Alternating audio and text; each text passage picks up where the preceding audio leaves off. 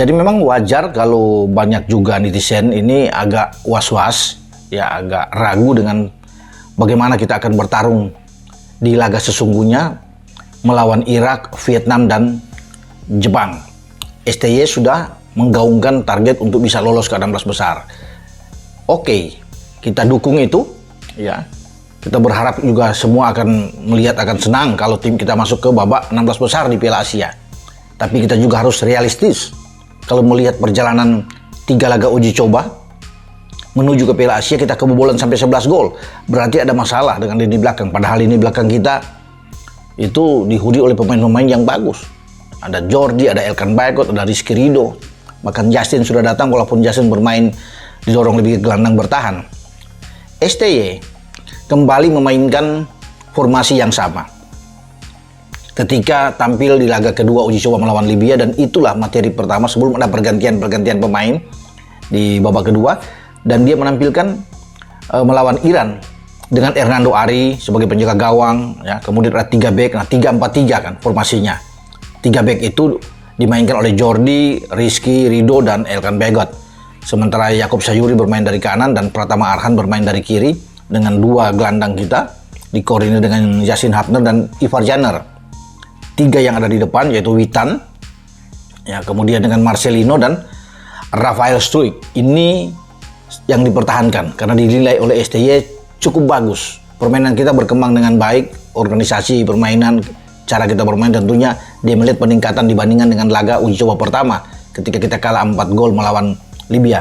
Dan STY mau melakukan ini. Saya pikir tidak salah, ya, dengan apa yang dilakukan oleh STY, ya. Tetapi masalah di sini bahwa memang pertahanan kita perlu untuk menjadi sorotan. PR bagi STY untuk cepat mencari di mana, ya, kesalahan kelemahan kita sebelum kita bertarung melawan Irak.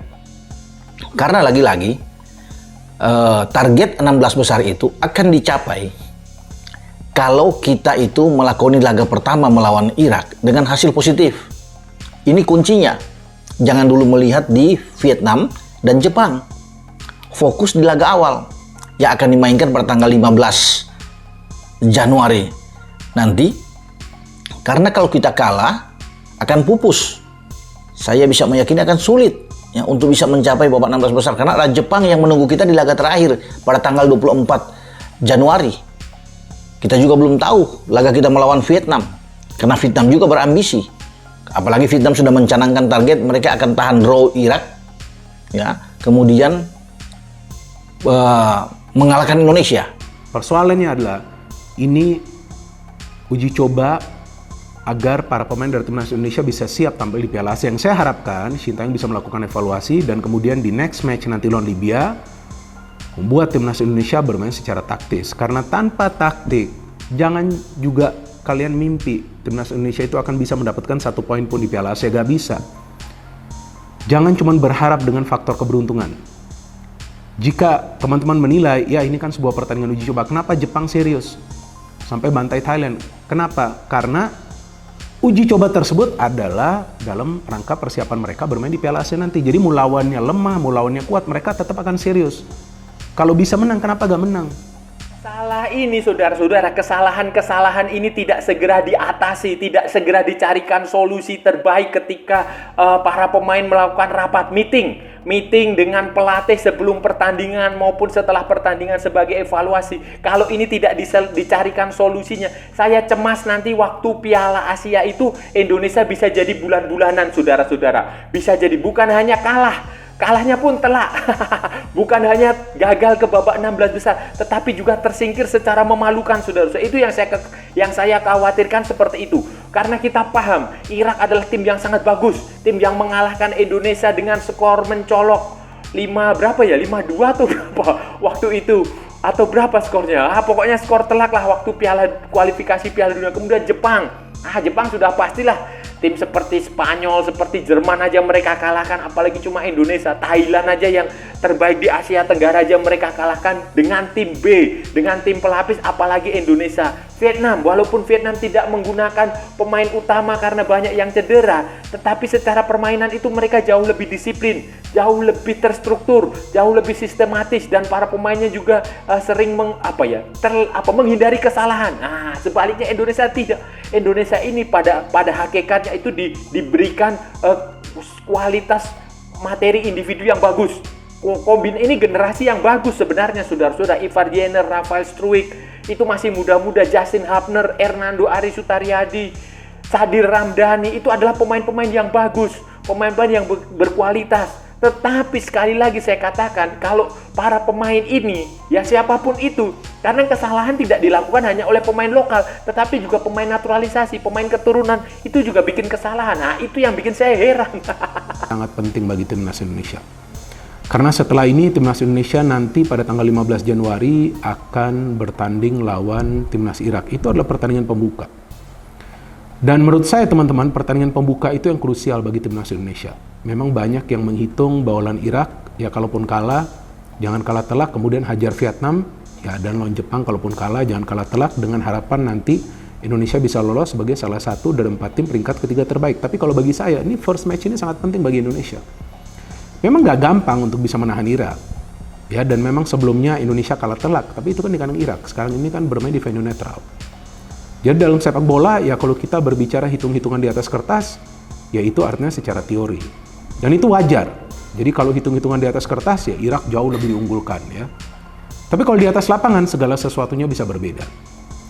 Nah, artinya ketika Indonesia memang tidak diperhitungkan, seharusnya para pemain kan bermain lepas, enjoy aja. Keyakinan timnas Indonesia di Piala Asia 2023 dipertanyakan media asal Malaysia. Sebab, jika merujuk pada hasil uji coba jelang Piala Asia 2023, skuad Garuda gagal meraih hasil bagus. Perjalanan timnas Indonesia jelang Piala Asia 2023 memang penuh lika-liku. Awalnya, ada banyak optimisme karena Indonesia bisa memakai jasa Justin Hubner dan punya waktu persiapan yang panjang. Namun, hasil uji coba jelang Piala Asia 2023 menjadi gambaran bagaimana kekuatan Indonesia. Pasukan Sintayong selalu kalah pada 3 laga uji coba yang dimainkan. 3 laga uji coba terakhir Indonesia, mereka sudah kebobolan 11 gol dan hanya mencetak 1 gol, tulis media asal Malaysia, semuanya bola. Yuk simak ulasan lebih lengkapnya di bawah ini ya Bolaneters. Timnas Indonesia ditargetkan lolos ke babak 16 besar pada Piala Asia 2023. Ini adalah misi yang cukup sulit karena skuad Garuda berada di grup yang sama dengan Jepang, Vietnam, dan Irak. Jepang jauh di atas Indonesia. Iran juga lebih unggul dan terbukti pada kemenangan 5-1 di babak kualifikasi Piala Dunia 2026. Sedangkan, Vietnam sejak lama jadi lawan berat bagi Indonesia.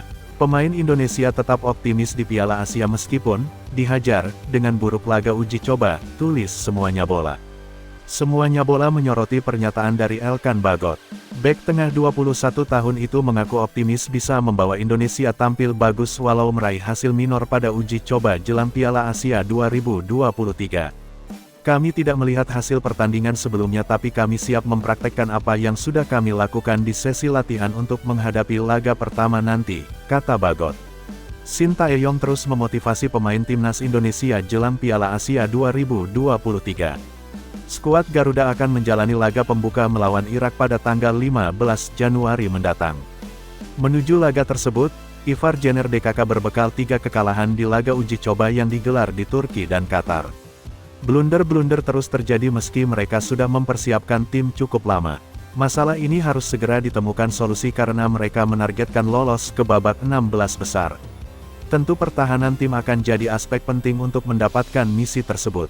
Sintayong sudah berpesan kepada semua pemainnya agar lebih berani. Mental pemain harus tetap kuat meski lawan yang dihadapi memiliki kekuatan yang lebih baik. Menurutnya, membuat kesalahan di pertandingan adalah hal yang normal. Mereka juga diminta tidak takut dalam percaya dengan potensi yang dimiliki. Saya mengatakan kepada para pemain saya banyak hal. Seperti, Anda pasti bisa, percaya pada diri sendiri, dan jangan takut untuk melakukan kesalahan, kata Sintayong dilansir bolasport.com dari laman Sports Seoul. Seperti diketahui, skuad Garuda harus kebobolan 11 gol dari 3 laga yang digelar. Mayoritas gol yang terjadi adalah karena blunder pemain sendiri yang bisa dimanfaatkan oleh lawan. Bahkan, saat melawan Iran 3 kali kesalahan membuat mereka harus menelan kekalahan dengan skor telak 0-5. Masalah yang terus berulang ini jadi sorotan karena laga melawan Irak sudah di depan mata.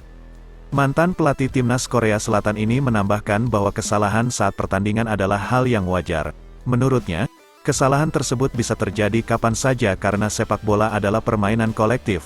Satu hal yang jadi perhatian adalah bagaimana cara mengurangi kesalahan tersebut di Piala Asia nanti. Apalagi, lawan yang akan dihadapi skuad Garuda cukup kuat dan kesalahan kecil akan menjadi bencana. Sepak bola adalah permainan kaki. Kesalahan pasti akan terjadi. Kami harus mengurangi kesalahan-kesalahan tersebut, pungkasnya.